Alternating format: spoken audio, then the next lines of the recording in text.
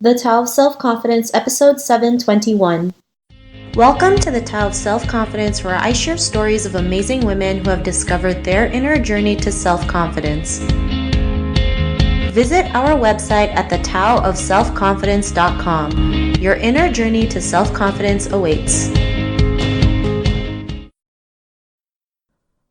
Well, hello friend. Welcome to the Tao of Self-Confidence, where I share stories of amazing women who have discovered their inner journey to self-confidence. I'm your host today, Sheena Yap Chan, and today I have a phenomenal lady on the show today. She's a TV and events host, and I'm really excited to have her on and share her story with us today on self-confidence. So without further ado, I'm going to introduce you to Cara Eriguel. Cara, how are you today? Maybe you can fill in a little bit more about yourself to the listeners. Hi, I'm doing very good. Wow, phenomenal. Such a big word. Hi, Sheena. Well, I'm a TV and events host here in the Philippines, in Manila. I'm a former radio DJ, but I host a show on ABS-CBN called Oh Shopping. It's like an infomercial, but it's longer, and it goes on from 12 midnight to 5 in the morning. I've been doing that for 6 years.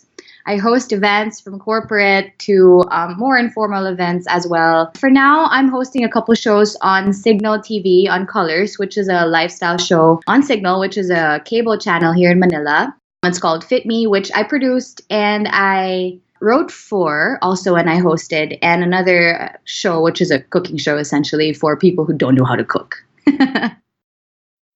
Thanks for sharing that. And what would be your favorite self-confidence quote?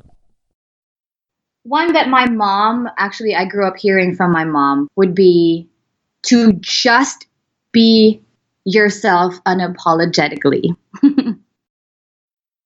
Thanks for sharing that great quote. And in your own words, how do you define self-confidence?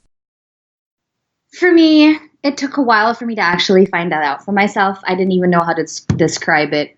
If you asked me the same question about a couple of years ago, I wouldn't know how to describe it. You see it in books and everywhere, and people talk about it on TED Talks and whatnot. Your parents tell you about self-confidence as you grow up, but I guess you find it out for yourself along the way as you find out what your gift is, what you're really made for. And I found that out just last year when I turned 30, and that's when I started accepting both my weaknesses and my strengths and used both to find my gift, which is what I love to do, and at the same time what I can offer other people. And that's what makes me confident, and that's what self-confidence, I guess, is when you find out what your purpose is and then stick to that. And that's what's going to push you through. And I guess I'm talking about hosting in general when it comes to self-confidence. So there you go. Thanks for sharing that great definition. And what was your life like before your discovery of self-confidence? I guess I was all over the place. That's so weird to say on a podcast that everybody can hear. But now I guess that I'm at an age where I guess I can be more open about these things. I was all over the place, and I didn't know what I really wanted to do. I would start one thing and stop there because I always felt like I wasn't good enough. This is something that that was kind of instilled in me as I was growing up. And up until I turned 30, like I said, and I realized that those weaknesses and the mistakes that I made before, none of them actually I regret. And those are the things that turned me into the person that I am today. And yeah, I guess 30, I just keep saying that, but it's done a lot for me, and it's changed me a lot, honestly. I think it's just the timing and the stage in my life. So after making all those mistakes is when I realized who I really am and what I really meant to do. Thanks for sharing that. And I'm glad you're able to share that, your mistakes helped you get to where you are today. A lot of us, we feel like if we make a mistake, it's the end of the world and we can't get back up and keep going. But, I always say sometimes your mistakes will lead you to your greatest opportunities. Just because you pictured something in your head that you thought would, look the way it looked, and it's like the total opposite, doesn't mean it's not going to happen. It's just going to happen differently. And you just never know where it may take you. Like what you mentioned, right? Like you didn't regret the mistakes that you made because here you are today sharing your story and being able to realize who you truly are and what you want to do and your purpose. And because of those realizations, what's your life been like now?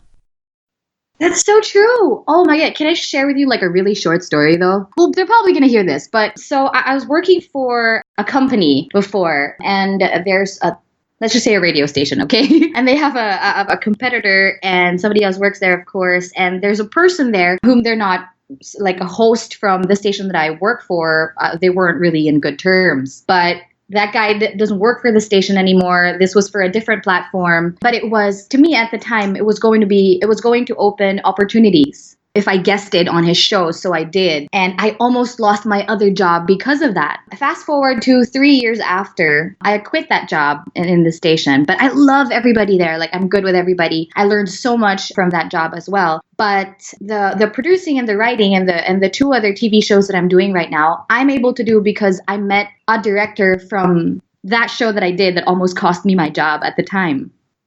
So I don't know if that made any sense, but just, I guess my explanation for that would be never let those little things pass. Like, if you, in the moment, you feel like, even if it feels like it's going to be a mistake, but in your heart, you feel like this is going to propel you somewhere higher, or as long as you know you're not going to be hurting anyone anyway along the way, even if some people will tell you it's going to be a mistake, don't do it. If in your heart you feel like there's a purpose to it. Somebody's like, it feels like somebody's talking behind your back and telling you that you should go do it. Just go do it. If it's a mistake, then it's a mistake. You learn from it. But if not, who knows? You know, it might bring you to somewhere better and somewhere you never even thought you would get to.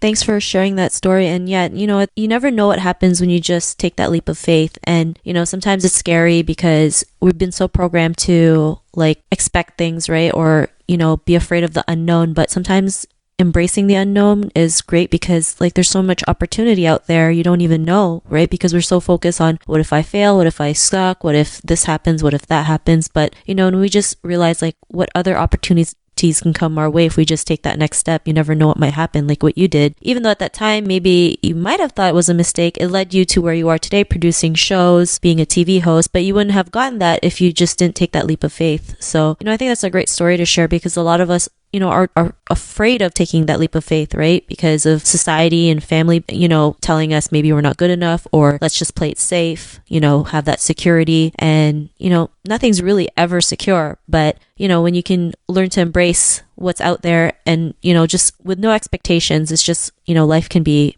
pretty nice, right? It can be magical. You just never know what might happen. And, you know, to the woman who's listening to your episode, she may be in her own journey to self-confidence. What would be that one tip you would give to her? Just be super unapologetic. Accept your weaknesses and use them as your strength. This is something that I've learned along the way also. I'll just use hosting as an example. Up until today, and I've been hosting for about 10, almost 15 years now. I started when I was in college. I'm still so afraid. I still shake. My armpits still get so wet. I still freeze for about the first 2-3 seconds, right? You know, when I face the audience. But this time, the difference is that instead of letting the fear cripple me or stop me from doing what I'm supposed to do and what I actually love doing, I use it as a strength. Fear and excitement, there's a thin line dividing, you know, it's almost the same feeling. Your hands get cold, you sweat.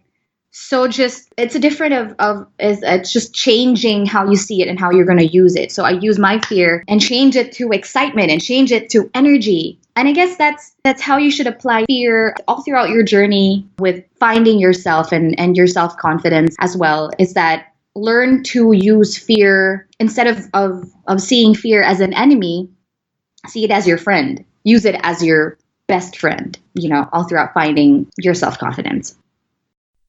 Thanks for sharing those great tips. And I really like what you mentioned about using fear as your strength, because even some of the biggest stars in the world, they still, you know, are afraid to go on that stage. I remember there was a story about Bono who still gets like jitters, right? Or he gets scared, but he uses that fear to go out there and give the best concert of his life.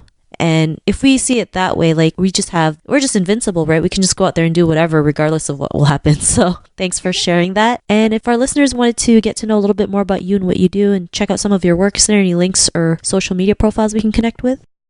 You may check me out on Instagram. That's at Cara Eriguel, CARAERIGUEL. I also just started my podcast. Yeah, you can check out my podcast. It's on Spotify and iTunes. It's After 30 with Cara Eriguel. I just have like a few, less than 10 episodes for now, but I'm working on it. And on YouTube as well, that's just Cara Eriguel. There you go.